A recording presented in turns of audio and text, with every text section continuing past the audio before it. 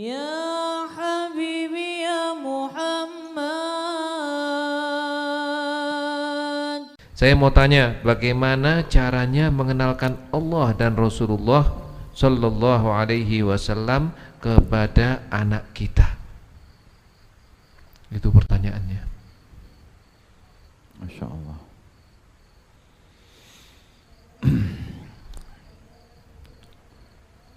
Pertanyaannya, bagaimana mengenalkan Allah dan Rasulnya kepada anak kita? Ya.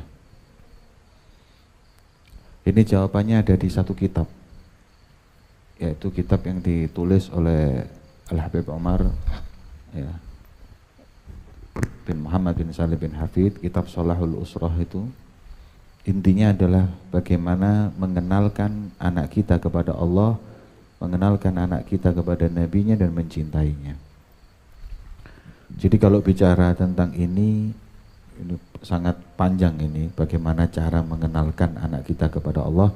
Tapi yang jelas begini, manusia oleh Allah itu diciptakan untuk mengenalnya. Sebagaimana firman Allah, wa ma khalaqtul jinna wal insa illa liya'buduni atau illa liya'budun. Tidaklah aku ciptakan jin dan manusia kecuali agar ya'buduni, menghamba kepadaku. Ya'budun, kalimat itu ya'budun. Cuman Ibnu Abbas mentafsirkan ya'buduni ya'rifuni. Jadi Allah itu enggak ciptakan. Itu wama terus kemudian illa, itu namanya adatu hasrin, maknanya enggak ada lain. Enggak ada lain. Allah itu ciptakan manusia, jin dan manusia hanya untuk mereka mengenal Allah, ma'rifatullah.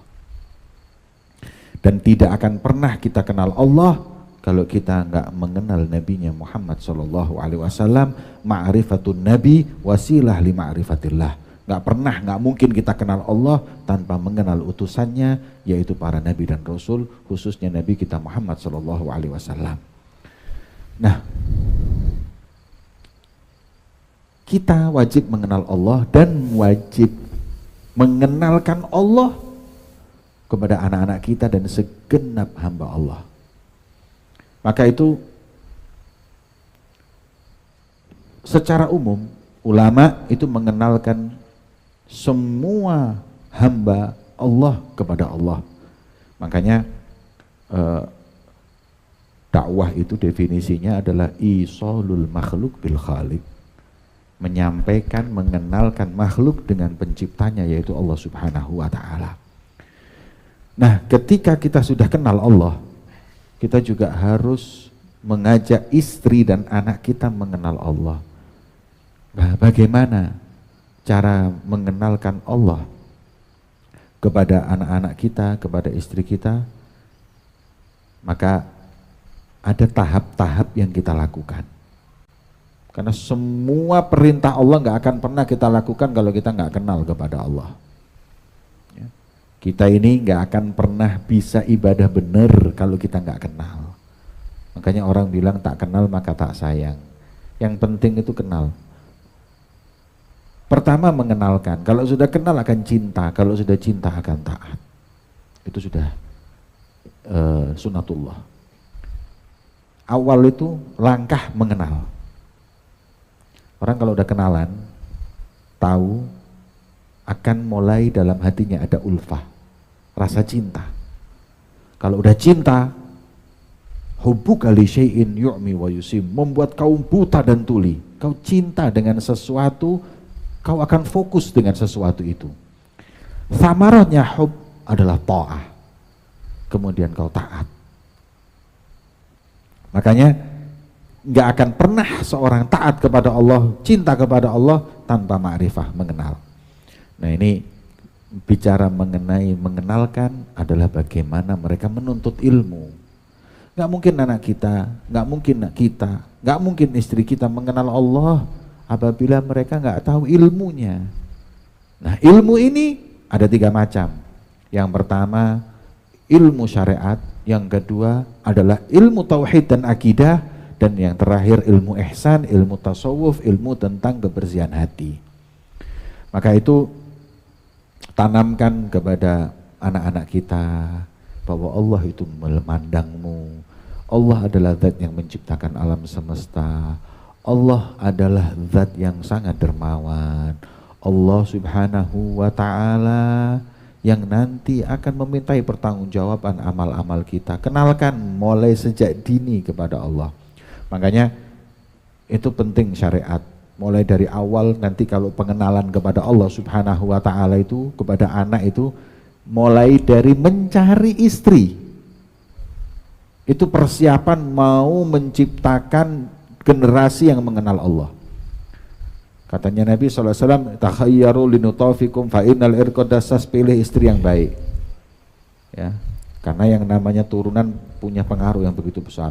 Kemudian setelah itu menikah, cara yang baik, ngumpulinya wa'ashiruhunna bil ma'ruf sampai nanti hamil. Begitu hamil punya anak, pertama kali yang kita dengarkan anak kita ketika lahir nama Allah, Allahu Akbar. Allahu Akbar.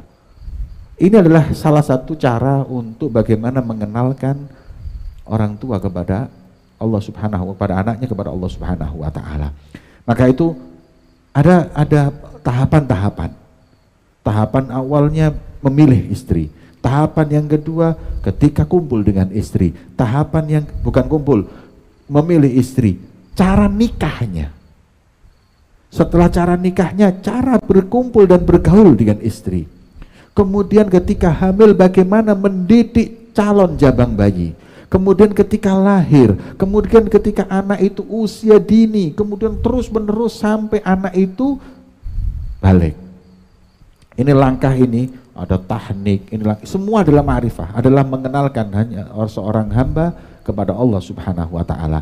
Makanya saya katakan Habib Hasan, kalau untuk menjawab pertanyaan ini sebaiknya kita buat satu sesi khusus untuk bagaimana memperbaiki generasi, memperbaiki keluarga yang betul-betul bisa diridhoi Allah dan dicintai Nabi Muhammad SAW. Dan paling tepatnya kalau ini adalah merujuk dari kitabnya Habib Umar tentang Sholahul Usrah, yang bihamdillah wa syukrillah kitab itu sudah kami terjemahkan. Ya. Setuju, nanti kita kabar gembira untuk para pemirsa Al-Wafa bahwa insya Allah dalam waktu dekat kajian tentang kitab mendidik keluarga dari kitab Guru Mulia Habib Umar akan disampaikan oleh Habib Jamal. Ini sebagai bentuk informasi, berarti antum sudah berhutang kepada semua pendengar dan pemirsa yang itu nanti akan ditagih insyaallah. Ya. Kita judulnya, kita buat judul namanya Sukses Parenting di Era Milenial. Ini suksesnya seorang tua di zaman saat ini, bagaimana mendidik anak. Ini gitu. Kita tunggu Habib. Insyaallah. Jadi seperti itu. Kemudian mengenalkan kepada Nabi SAW, sebagaimana para sahabat menceritakan sejarah Nabi seperti mengajarkan Fatihah. Tiap hari itu minimal 5 kali hingga mereka betul-betul mencintai Nabinya Muhammad SAW. Ya, seperti itu. Ini juga masih berkaitan itu Habib Jamal.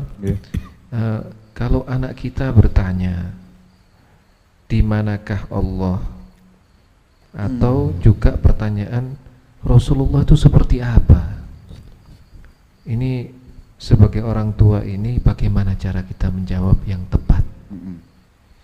Kalau kita berakidahkan Ahlus Sunnah wal Jamaah, kalau ketika ditanya di mana Allah oleh anak kita, kita akan menjawab Allah itu ada, dan di mana itu menunjukkan tempat. Allah tidak membutuhkan tempat.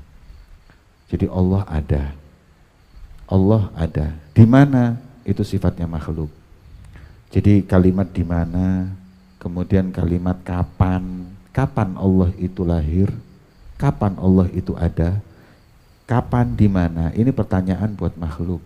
Gimana sekarang kita itu mau menjawab orang yang bertanya kapan Allah ada, sedangkan kapan itu menunjukkan waktu dan Allah yang menciptakan waktu.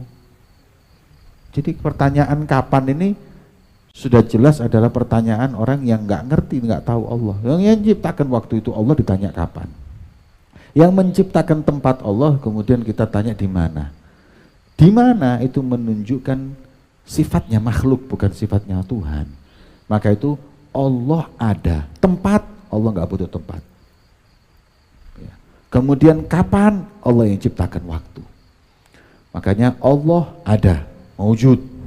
Dan ada sebelum alam semesta ini ada, zatnya Allah itu ada. Kalau nanti dikatakan bahwa Allah Subhanahu wa Ta'ala itu bertempat, nanti akan bertanya, lah sebelum Allah ada di situ di mana? Kalau kita dijawab, Allah itu di mana? Allah itu di arsy, bersemayam di arsy. Pertanyaannya, lah terus sebelum bersemayam di arsy, karena yang menciptakan arsy itu kan Allah. Sebelum menciptakan arsy, Allah di mana? Gak akan bisa jawab. Allah gelantungan, malah justru merendahkan Allah. Terus di mana? Itu pertama. Yang kedua, kalau mengatakan karena arsy itu adanya semenjak Allah ada, berarti ada qadimain, ada zat yang qadim dua. Berarti Anda meyakini ada pencipta arsy selain Allah, bisa malah syirik. Makanya pertanyaan di mana itu adalah tidak pantas untuk zatnya Allah Subhanahu wa Ta'ala. Tapi ya, kalau disebutkan bahwa Allah itu istiwa al-arsh, sebagaimana yang ditanyakan seorang awam sekali, bahwa Allah Subhanahu wa Ta'ala itu ada di arsy, sebagaimana hadis yang kita ketahui panjang lebar tentang hadis tersebut. Maka ulama mengatakan selama masih ada tanzih kepada Allah Subhanahu wa Ta'ala, dan karena kedangkalan atau mungkin sulit untuk diajak bicara, karena ilmu tauhid ini kan nggak sembarang orang bisa diajak ngomong, terlalu tinggi. Nah, kita nggak bisa mengatakan orang yang berkeyakinan Allah ada di arsy itu karena awamnya, karena dangkal ilmunya, tanpa mengurangi kebesaran Allah, kita hukumi dia seorang yang tasbih ataupun kafir dan lain-lain, tidak. Tapi kalau orang yang ngerti, berkeyakinan seperti itu, maka kita mesti menjelaskan, memberikan bayan kepada mereka bahwa apa yang diyakini itu salah, dan itu adalah akidahnya orang ahli bid'ah, karena dia mentasbih dan mentajsim Allah Subhanahu wa Ta'ala.